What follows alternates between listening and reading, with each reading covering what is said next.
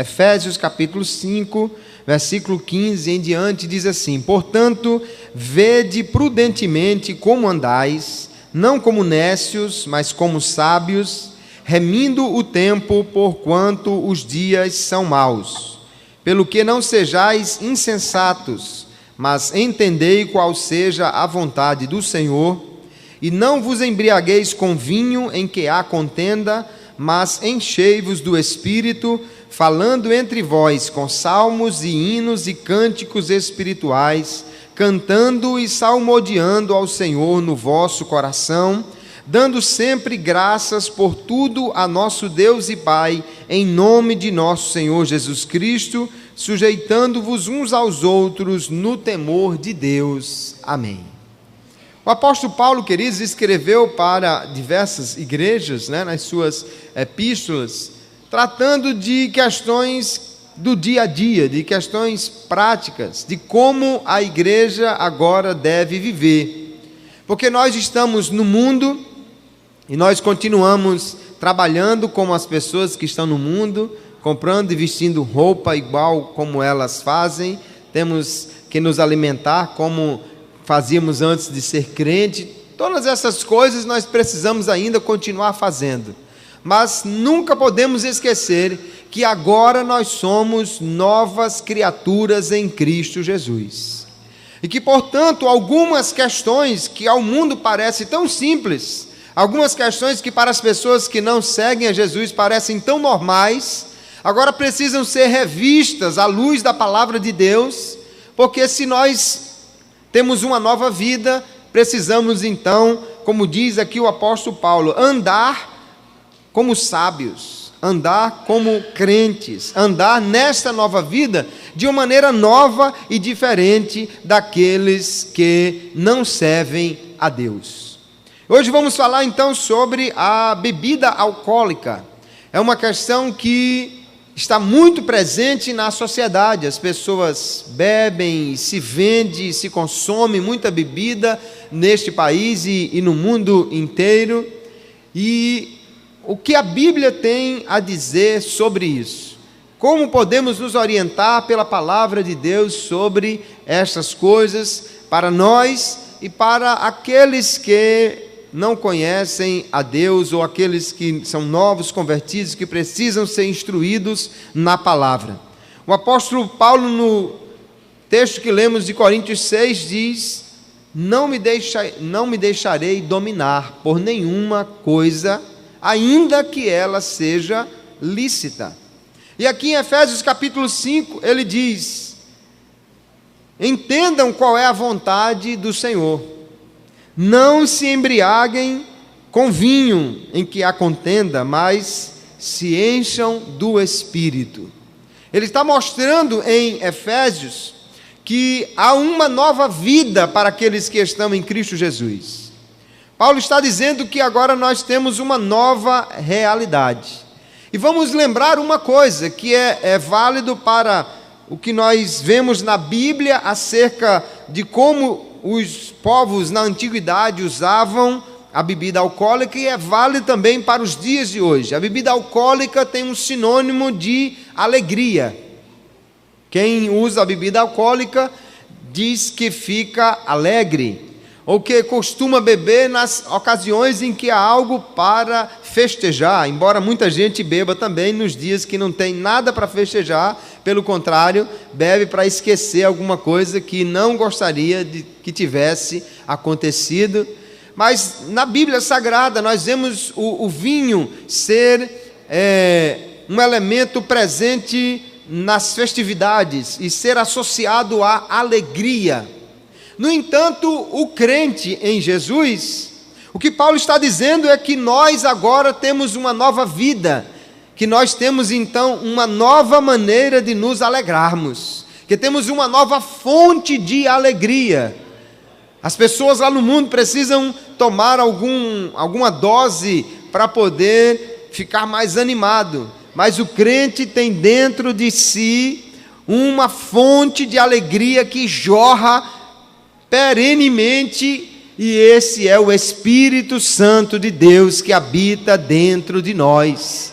Crente não precisa de álcool para estar alegre. Crente não precisa de bebida para comemorar, porque ele tem razões de sobra para estar feliz pela nova vida que Deus lhes deu. Aleluia. Mas vamos entender desde os primeiros registros do uso do álcool na história da humanidade, e passando por diversos textos, vamos ver o que a Bíblia nos ensina acerca deste elemento que está tão presente aí na sociedade. Primeiro vamos entender uma coisa. O livro do Gênesis, ele registra o início da sociedade humana, da vida humana, e é muito importante as ocorrências que nós temos ali em Gênesis, porque quando uma coisa acontece e é registrada pela primeira vez na Bíblia, ela já traz um ensinamento que ao longo de toda a Bíblia, aquilo vai ser apenas desenvolvido, vai ser apenas explicado, mas nunca a Bíblia começa um assunto para depois mudar ou contradizer lá na frente. Gênesis é um livro que traz as primeiras coisas, e é importante que nós já vejamos quais os primeiros registros do uso da bebida alcoólica e o resultado que ela trouxe, porque nós vemos, queridos, que o álcool traz uma história de maldição para o homem. Qual a primeira aparição do álcool? Qual o primeiro registro que há? É quando Noé saiu da arca, e a Bíblia diz que ele plantou uma vinha. O texto de Gênesis capítulo 9 diz: E começou Noé a ser lavrador da terra e plantou uma vinha, e bebeu do vinho e embebedou-se, e descobriu-se no meio de sua tenda, e viu Cã, o pai de Canaã, a nudez de seu pai, e fê-lo saber a ambos os seus irmãos fora. E despertou Noé do seu vinho, e soube o que o seu filho menor lhe fizera, e disse: Maldito seja Canaã, servo dos servos seja aos seus irmãos. Então veja, Noé saiu da arca, começou então a plantar, porém havia agora uma alteração, uma diferença na atmosfera terrestre. A Bíblia diz que no dilúvio abriram-se as comportas do céu, e a água que havia neste firmamento, ela derramou-se sobre a terra. Isso, segundo entendem os especialistas, os cientistas, fez com que uma importante camada de água que havia na atmosfera passasse para a terra e deixasse, portanto, de existir essa camada. Com isto, houve uma séria alteração no meio ambiente. Talvez Noé já tivesse plantado uvas, talvez já tivesse colhido e espremido e feito suco, mas agora, se ele guardou esse suco, as enzimas começaram a fazer o seu trabalho, e aquele suco de uva fermentou, transformou o açúcar em álcool, e Noé bebeu, e pelo visto gostou, e tomou mais um copinho. E que negócio bonzinho, né? E tomou mais um copinho. E o fato é que diz a Bíblia que ele tomou o vinho e embebedou-se.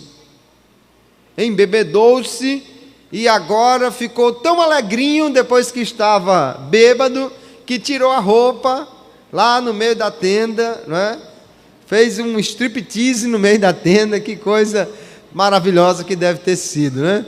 E ele então ali, quando se expôs daquela maneira, né, aquele senhor de idade, já em idade bem avançada, se expôs daquela maneira dentro da tenda, o seu filho menor viu aquilo, e aí saiu espalhando para todo mundo: olha, vá ver o velho Noé, como é que está lá no meio da tenda e tal. E ele saiu espalhando aquilo, e os seus irmãos, quando viram, tiveram temor, né, respeito pelo pai, e tomaram então um pano e sem olhar, cobrindo o rosto, foram lá e cobriram o pai, e certamente o deitaram.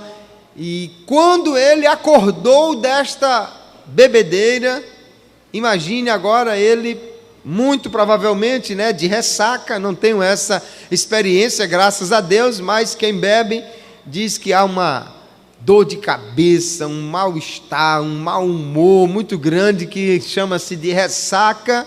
E naquela situação contaram que o seu filho havia feito o que Noé fez então, já contrariado e ainda mais ressacado, amaldiçoou o filho que havia exposto daquela maneira a sua nudez, aquele momento de destempero que ele teve dentro da tenda. Então, o primeiro registro do álcool na história da humanidade, segundo a Bíblia Sagrada, já houve aí um homem bêbado que ficou destemperado, que fez o que não faria se não tivesse embriagado, e ainda por cima um filho que foi amaldiçoado como consequência de todo este acontecimento.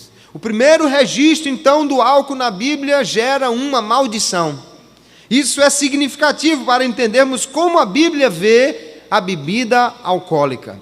O segundo registro que nós temos aqui de alguém que tomou bebida e embriagou-se é no capítulo 19 do mesmo livro de Gênesis, quando o homem chamado Ló estava com a sua família morando em Sodoma e Gomorra, e Deus resolveu destruir aquela cidade por causa do pecado tão grande que ali havia. Porém, enviou 2 anjos para tirar Ló e a sua família. Os irmãos conhecem bem a história.